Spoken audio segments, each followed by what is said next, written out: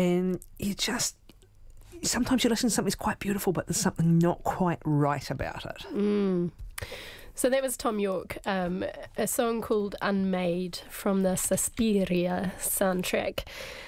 Sticking on the Halloween theme, a couple of local artists made a song about a demon called a tokolosh recently.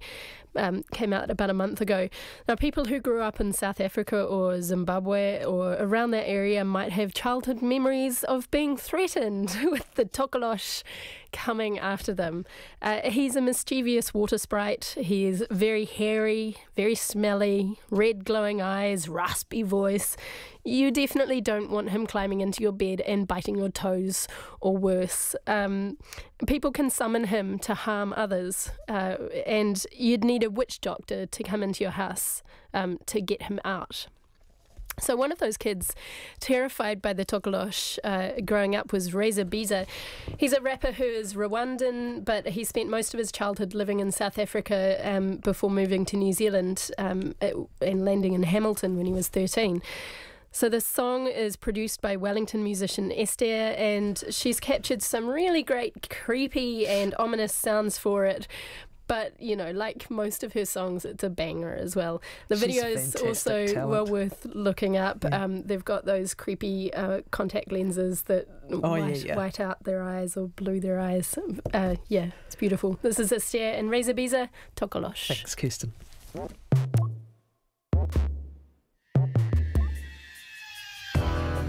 you bite at my ankles, don't scratch at my thoughts, don't you itch at my skin. Don't make me uneasy, it's hard to stay focused, the conflict within. Cause my palms getting sweaty, it's like I ain't ready, I feel out of place. So I'm raising my bed, my pulse racing instead, and my thoughts start to race. Race, race, race, race, race.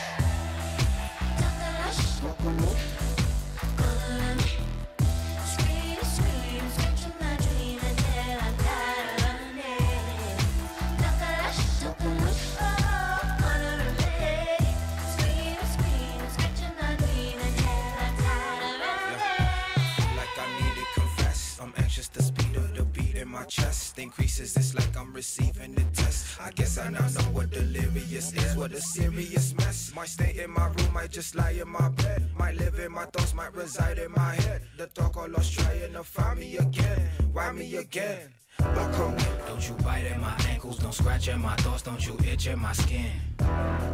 Don't make me uneasy, it's hard to stay focused, the conflict within. Cause my palms getting sweaty, it's like I ain't ready, I feel out of place. So I'm raising my bed, my pulse racing instead, and my thoughts start to race, race, race, race.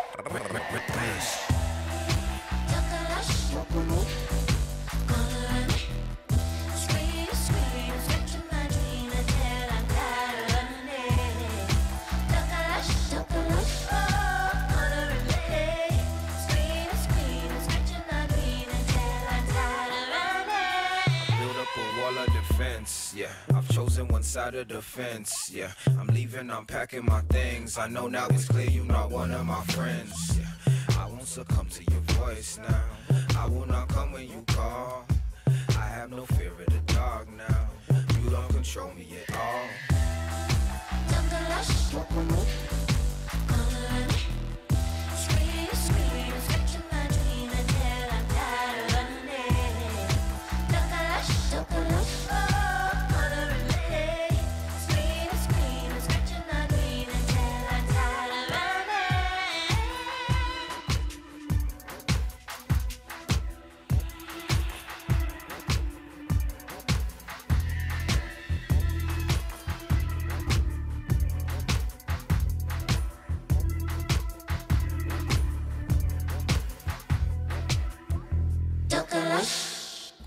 Tokolosh, that is Esther and RNZ Biza.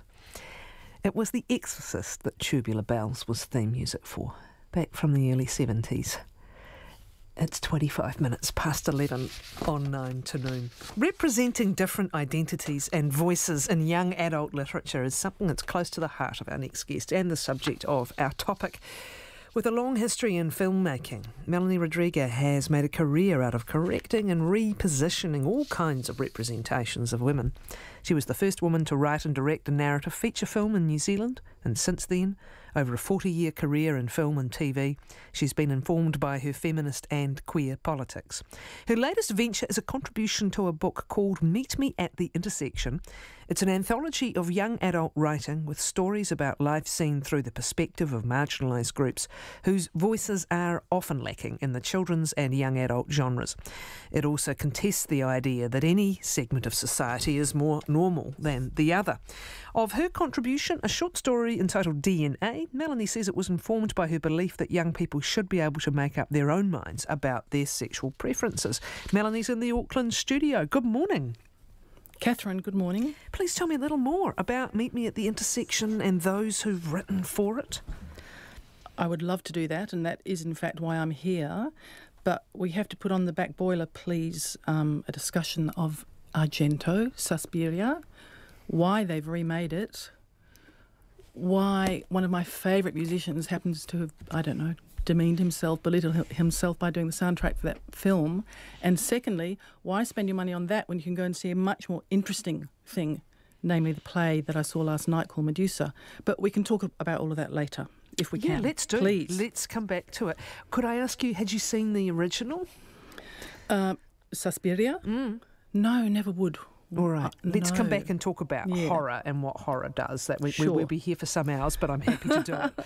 So 18 authors, I think, in this anthology, but just elaborate a little, please, about the whole project and its why and your involvement. Yeah, so editors Rebecca Lim and Amblin Kwaimolena, who have had they've both had many publications in YA, young adult fiction. They're both internationally published writers. Were wanting to correct, I suppose, what they perceived as a huge lack, which was an unavailability for not just own voice writing, but what we might call intersectional voices for the young adult audience. And so they tried for some time to get a publisher interested in doing an anthology. And finally, Fremantle Arts Press in Perth, Western Australia, gave them the go-ahead. And they started soliciting own voice writing from a wide group of people, as of course they had to. And I think they've done an amazing job. Your contribution to it? Mine is a piece of fiction. So some of the writing is memoir, some of it's poetry, some of it is fictionalised, I suppose semi-memoirish. They wanted to kind of stay away from memoir because there's a tendency that with certainly with migrant stories to Australia, the writers are often called upon to write memoir, and Rebecca in particular is outspoken about this. She feels it's a kind of over-niching and a kind of categorisation that we've had far too much writing in that area. So fiction writers were encouraged, and I would coincidentally was around when Rebecca was pitching this idea to a group of writers, and I said I'd love to write something for that.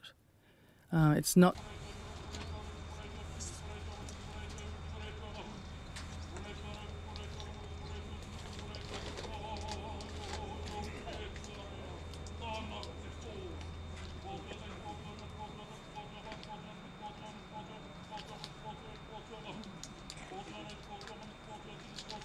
I can see Harry.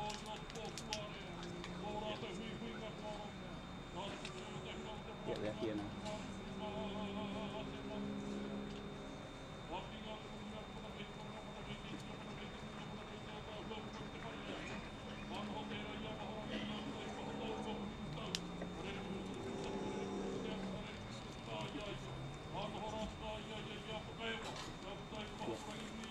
They're going to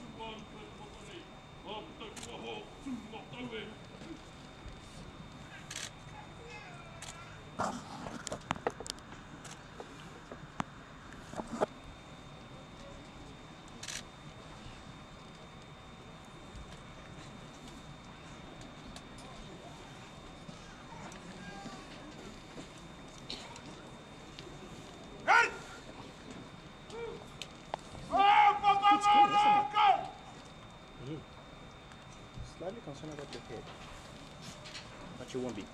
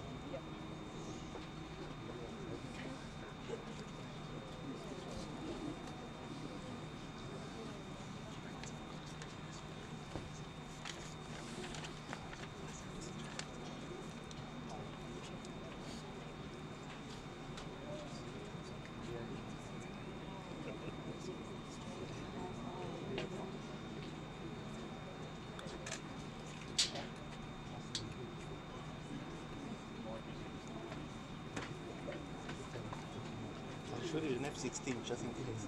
To make sure.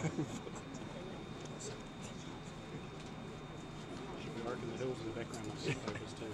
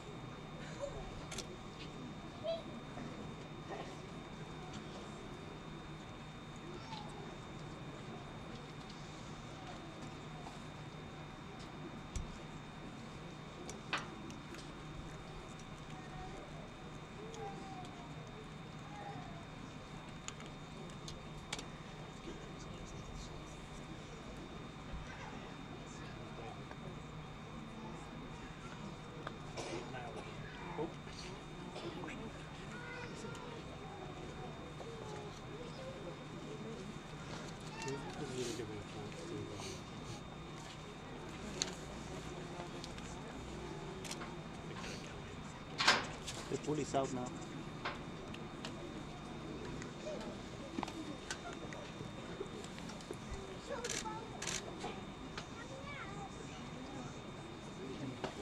Yeah, here they come.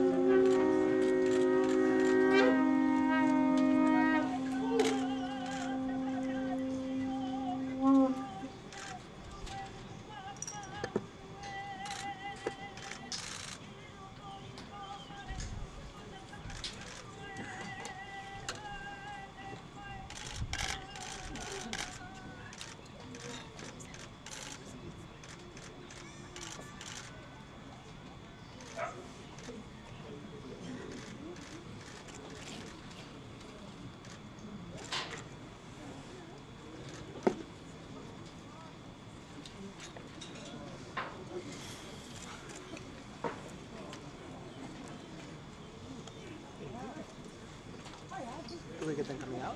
I don't know. I don't think so.